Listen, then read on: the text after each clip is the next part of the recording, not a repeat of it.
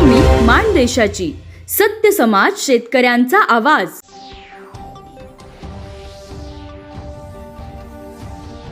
इरफान मुजावर यांना शौर्य पुरस्कारानं सन्मानित करावा।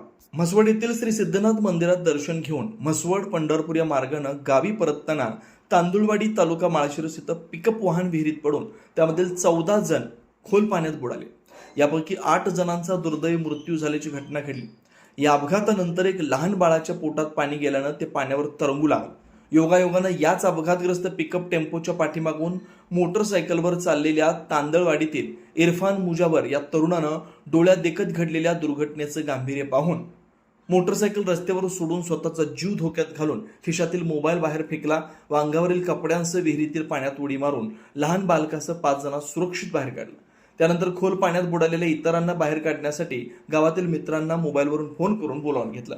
पाण्यात शोध घेऊन बुडून मृत झालेल्या इतर जण बाहेर काढले। इरफान मुजावर यानं या दुर्घटनेत जणू देवदूताची भूमिका बजावल्यानं त्याचं तांदुळवाडीसह राज्यात सर्वत्र कौतुक केलं गेलं। इरफान मुजावर यानं देवदूताची भूमिका बजावली, याबद्दल म्हसवड या सिद्धनाथ नगरीतील मुस्लिम समाज बांधवांच्या वतीनं म्हसवड शहर काजी इर्शादभाई काजी यांनी इरफान मुजावर यांचा पुष्पहार घालून सत्कार करत त्यांनी माणुसकीच्या दृष्टीने केलेल्या कार्याची शाबासकी दिली।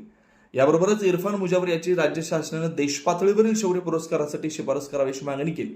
यांचा सत्कार करताना हर्षद काजी, सद्दाम पटेल, सलीम मुल्ला, दाऊद मुल्ला, इम्रान मुल्ला, मोहसिन काजी, आसिफ मुजावर, दिलावर जामदार, शब्बीर तांबोळी, मोहसिन काजी, गुल मोहम्मद तांबोळी, भूमी मानदेशाची संपादक बापूसाहेब कोळेकर थुळदेव।